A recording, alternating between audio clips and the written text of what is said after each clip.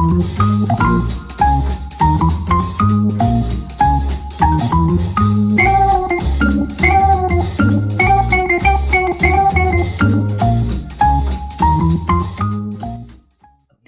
and welcome to episode number 10 of the Local Lowdown. My name is Zach Bischoff, and I am, as always, joined by... Danny Shanwitzer. All right, thank you very much, Danny. All right, today we are going to be talking about, as we expect to come up, yes, the Women's World Cup, that wrapped up this morning, actually. We're then going to talk about Steelers news and notes from their second preseason game, which took place yesterday evening. And we're talking about some college football, preview week number 1 coming up in a couple of days here. Actually a week or two, actually. But then we're going to talk about Premier League to wrap the show up today. All right, first, Spain defeated England this morning by a score of 1-0. Danny, just your thoughts on that game, and did you watch it? Yes, sir. Yeah, started the morning off with a bang. I was not super alert for the game, but I did make the attempt to watch as much as I could. I went back and watched the highlights as well, which I think was good, because that was 6 a.m. on the East Coast, so that definitely came early this morning. But Zach, obviously, the World Cup, Women's World Cup, is just such an awesome event, and it's super cool. Every 4 years, just the best international players get to represent their country. I just think that's such a cool event on the sporting calendar.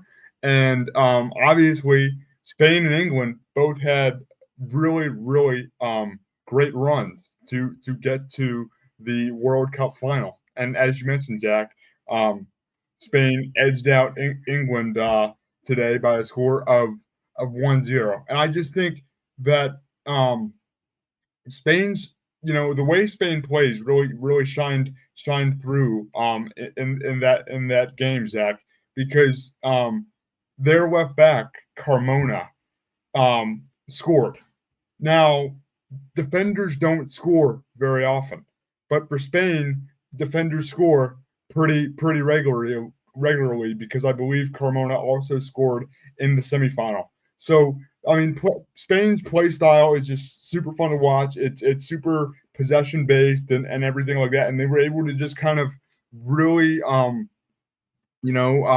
just wear down the England team. And all the credit in the world goes to England and their goalkeeper Mary Earps, because she played a really good game and made a penalty save, which is pretty awesome to see.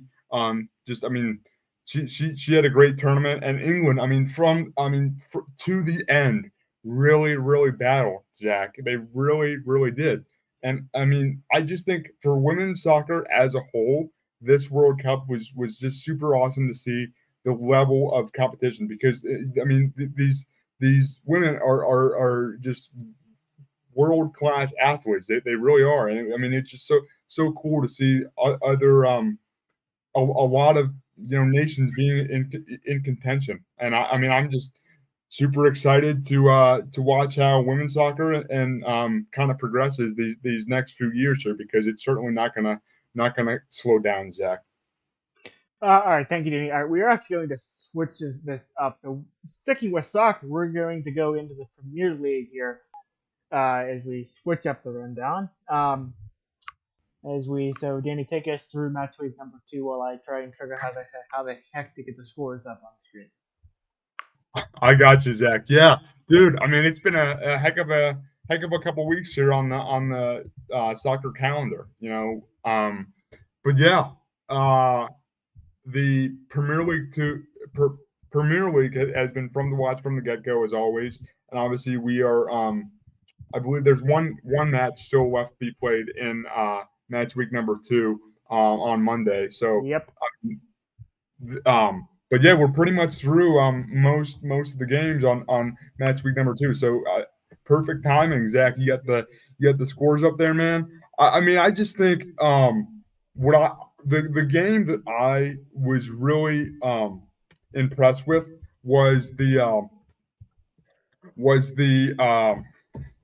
was that? What West Ham and West Ham and Chelsea game, and West Ham beat Chelsea 3-1. Now Chelsea is a team that is really in content. Like they just have a lot of the big guys. For those that might not have catch the game, Raheem Sterling, Colin Gallagher, a young promising star. So I just think, I mean, West Ham played a heck of a game from the start. They scored like 5 minutes in, if I'm not mistaken. Um, and really, I mean, their striker Miguel Antonio had an absolute cracker of a strike. Um, and put him up 2-1, and then threw a red card. So West Ham was playing with 10 men for starting like with 20 minutes left in the game. They were able to add on a penalty, which was just, I mean, West Ham just really had a complete game. And I'm looking forward to seeing how they kind of develop, because they're a team that's definitely on the rise again, Zach. As far as other games that kind of caught my eye, we talked last week how Newcastle, really beat up on Aston Villa by a score of 4-1. They definitely had a very big test, to say the least, when they played Man City. But Man City only the score was only 1-0, and Newcastle was really, towards the second half, they really started to pick everything up. So Newcastle, man, they're in the Champions League this year, and I mean I just think I'm going to be super intrigued to see kind of how they can keep things going, because obviously, again, younger guys are kind of stepping up, and yeah, I mean, it's a the Premier League. You always never quite know what you're going to get. I mean, obviously, again, we look at the scores, and Aston Villa lost 4-1 against Newcastle, and then comes around and beats who was that? Everton. Beats Everton. Yes, thank you, Zach. I knew it was a blue team somewhere, but beats Everton 4-0.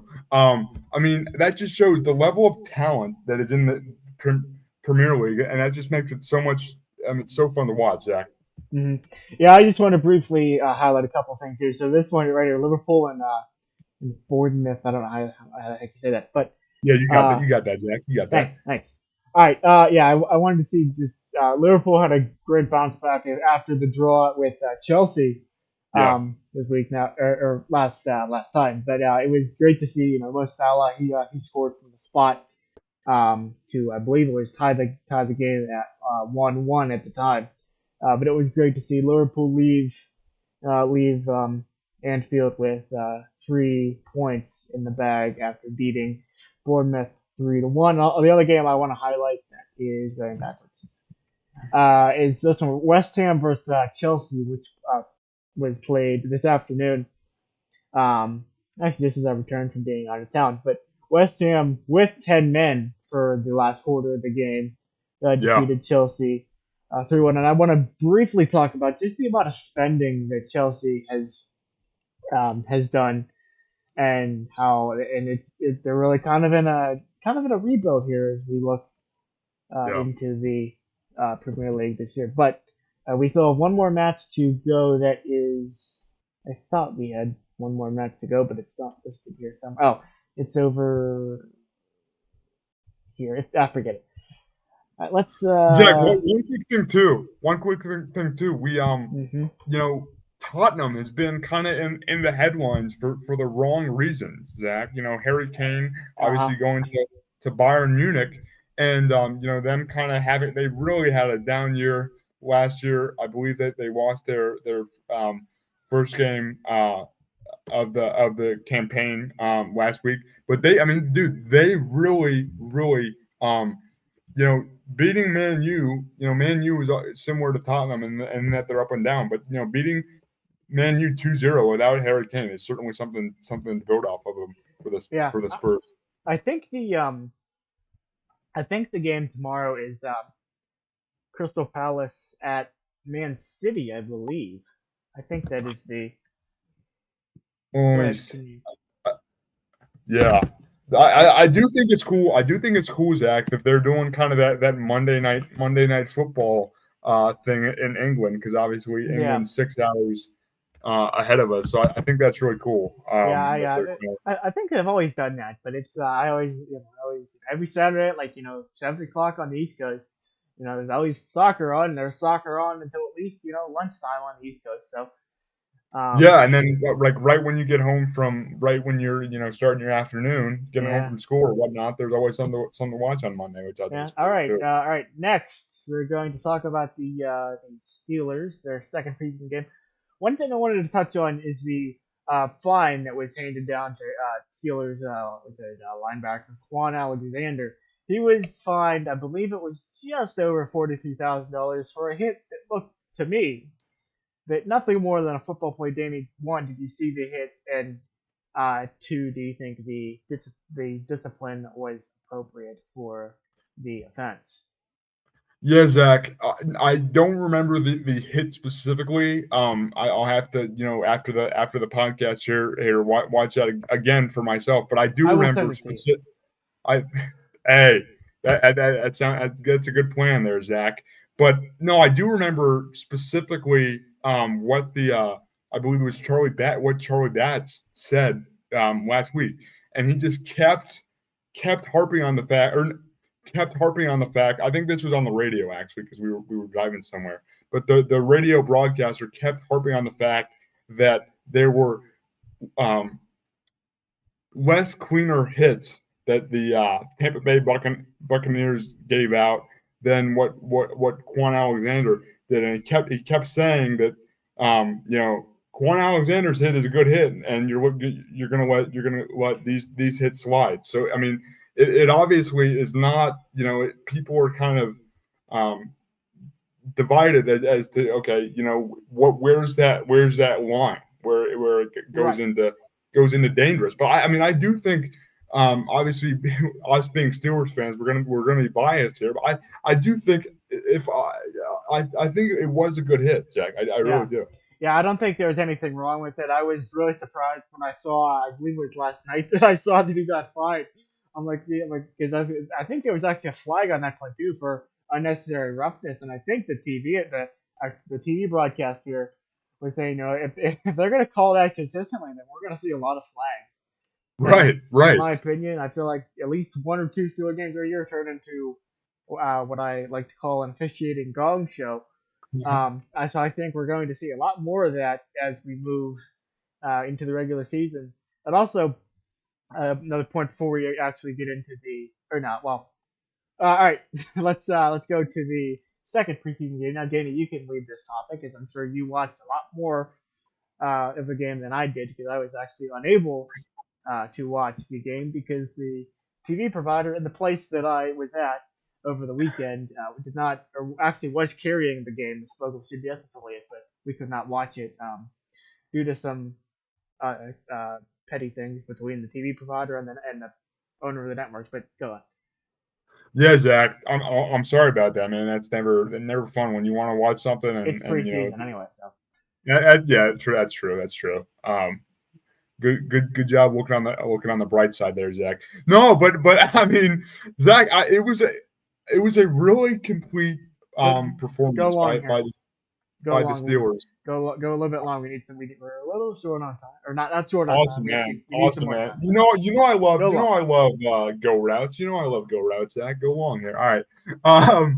Yes. Anyways, yeah, the Steelers really had a complete performance from start to finish. Really, I mean, I thought, you know, from the start of the game, Jalen Warren's 62-yard touchdown run on the first series, and then uh, defense. forces a 3-and-out, I believe, was the first one they forced. And then, we come right back down the field. Calvin Austin has a great return, and Kenny Pickett finds Pat Fryermuth for the touchdown. And I just thought, we're sitting against the Bills who played their starters just like we did for about a quarter, and we're up 14-0 not even 5 minutes in. I mean, I just thought that was the dream start for the Pittsburgh Steelers. And when you zoom out and really look, Joey Porter Jr. had an interception, and gave it to his dad, which was a super super cool moment between two Steelers players. Obviously, Joey Porter Sr., a Steelers legend. So I mean, that was just super super cool to see. But yeah, I mean, and then Elijah Riley had a really good camp. I mean, I just thought that it was a really complete complete complete performance for the Steelers on both sides of the ball. Jaylen Warren is really making a case for himself to get even more carries, be more involved in the offense than even he was last year. I mean, Najee Harris obviously is dealing with a couple of things and trying to get to 100% before the season actually starts. But I would love to see Jaylen Warren get more time on the field, because I think he's earned that. It'd be cool to see, even if Matt Canada could work something in with both of those running back at some point. I mean, I just think those guys are talented. I think that I always say, every time we're talking about the Steelers doing something positively, I always think that right when the Steelers are doing something positive, that's when the national media, so to speak, kind of catches on. I think people are starting to realize that Steelers got some guys here, man. I mean, like Calvin Austin, we didn't know what he was gonna be, because he was coming off of that foot that sidelined him for the whole year. But obviously, we know he has 4.3 speed. I think he's just been explosive throughout this preseason. And what I am really looking for, Zach, is just production in terms of let's start games fast, right? We look at every game last year, and it seemed like we really we started a little slower in the first half and had to kind of play catch up in the second half. I always feel like the Steelers always have the ball, but are always either down 3 and have to go get a touchdown, or got to tie it with the field goal and then go to overtime. The Steelers are a heck of a team to watch because they're in every game, but they also do not make it easy on a Steelers fan. I know you know that. I mean, we know that more than most, for sure, Zach.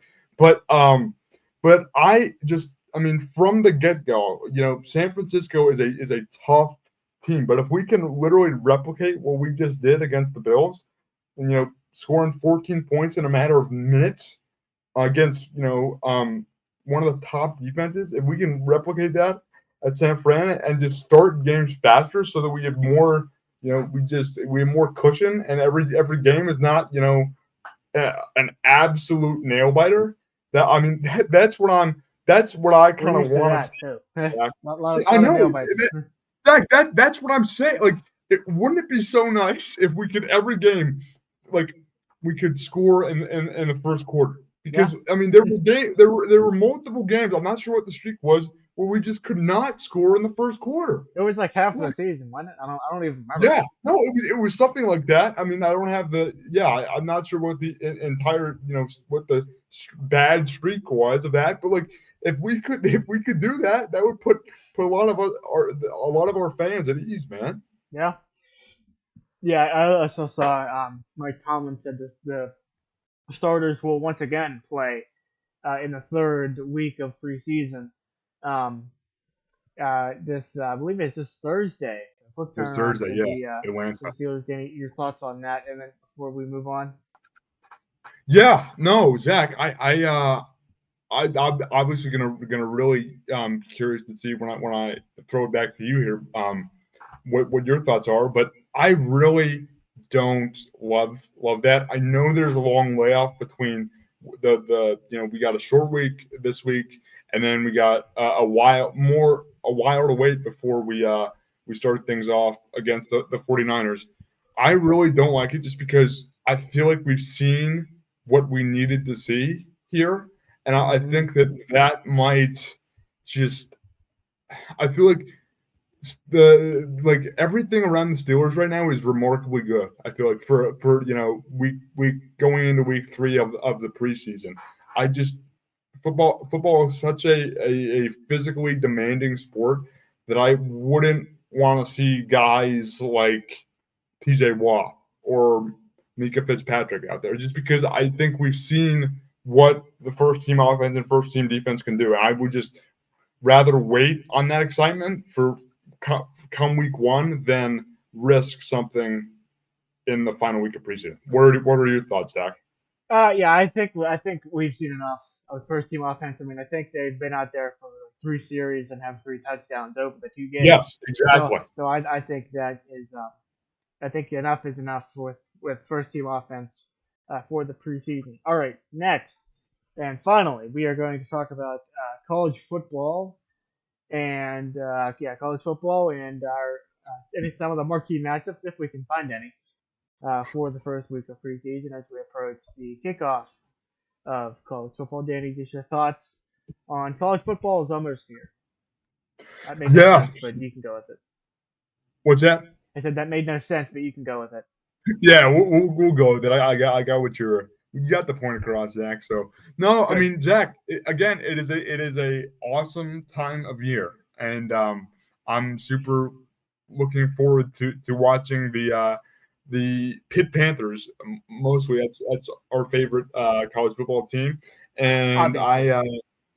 I think that I'm really excited to see what Pitt looks like this year, as I am every year, because I really think we have a guy in Phil Dracovic that people are really high on. I mean, he's just a really he had a great high school career in Pittsburgh, which I think is pretty awesome that he's back in his hometown. I think that everybody, from what I've been hearing from the camp reports I've been reading, everybody is pretty high, especially on the offense. Guys like Kanantu Munfield and Bub Means, that everybody's kind of really looking forward to those receivers to making that next step.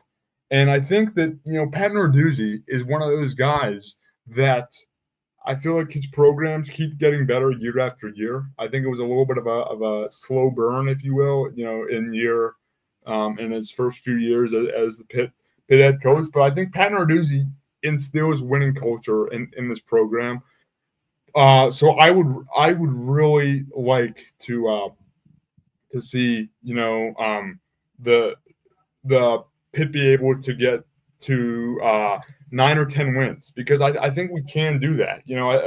A factor that is a big factor is that this year we played the likes of North Carolina and I think Miami too at home, right? That's a big deal. Being having those tough ACC games at home is a huge deal. We've had to go on the road there for a couple of weeks, so I'm looking forward to seeing what Pitt can do and yeah, man. Yeah, I'm also excited to see what Pitt can do. But another thing I'm excited to see is just how they get through the logistical nightmare that is going to be. I believe it is Albany.